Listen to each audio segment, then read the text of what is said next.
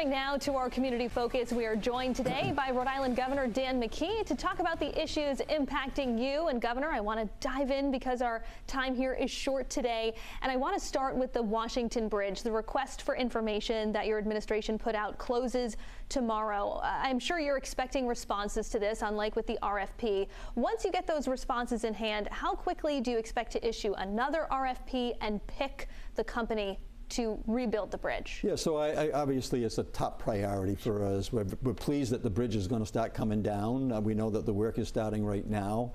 And so we'll have that brought down, and then we have to get that in place. I was disappointed that, we rely on DOT and the experts to put out the RFP, and was disappointed as others were, but we know that time will be on our side. We're going to do it right. And then we'll be letting everybody know how that works out. And in the meantime, we're going to continue to make sure that, we know the traffic count is about is where it was a year ago. That's good for our businesses. We're making sure that we're doing everything we can to, address the issue so that people feel as though that, we're managing this properly. And just to be clear, do you expect to pick that contractor in the next couple of months, by the end of the year? Is that a goal? Yeah, the goal is to do that in a normal time frame, but I think that we need to make sure that we get somebody to bid on it this time. So I think going through the process of the RFI, listening, and then coming out with an RFP that the DOT will put together with the experts.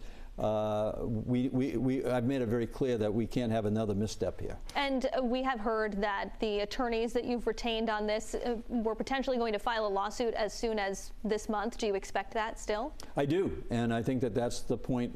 From December 11th going forward, like we are right now, we're doing everything we can to manage the situation. But also we need to make sure the accountability going backwards, and that's the day of reckoning that will come as we discover who we can hold accountable, whether it's the business community or whether it has to do with management. That bridge should have been taken care of long before I was governor. Let's shift to education and schools. I know you're super passionate about summer learning and learning outside the classroom. Your Learn 365 RI pin on your lapel there.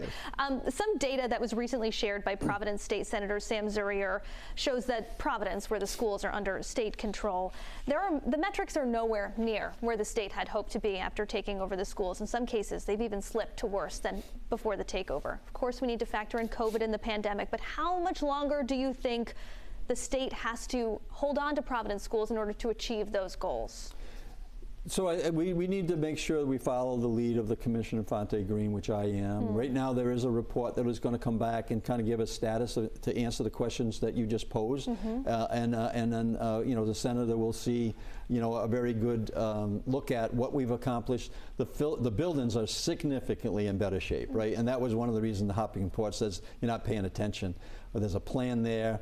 In terms of the outcomes, COVID had something to do with it. But look, I'm not happy where we are right now, and that's why we set goals to 2030 in terms of the overall state, in terms of raising our results on math and reading, making sure the attendance up. We did a wonderful Attendance Matters program. We're going to have that data next week, I think, confirmed of where we were on attendance. But we know there's hundreds of thousands more days in school this year as opposed to the previous year. So I believe that it's going to be done in a reasonable period of time, but I think that you're talking a little bit more time here. All right, we will wait and see. Yes. Moving to the economy, a new report from RIPEC and Bryant University shows that it's trending in the right direction locally, but I know people are still feeling the squeeze of inflation. Yes. So what do you think needs to happen either locally or nationally to help people out? Well, we got to keep on working on raising incomes like we are and making sure that we're investing in our schools, investing in a higher ed. Right now, our higher ed, I think we're #1 most affordable strategy for families to actually get an education at Rhode Island College, CCRI, URI. We have to keep on investing in our life science, the cybersecurity.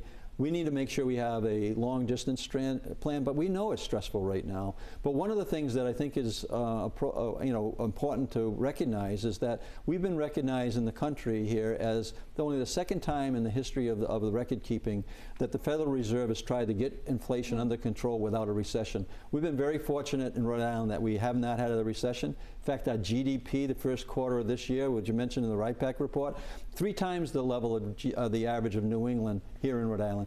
Over 2 times the average of the national average for our GDP. So what we need to do is keep on investing in strategies to keep the economy going and fully understand that the inflation that we just went through has been traumatic for many people.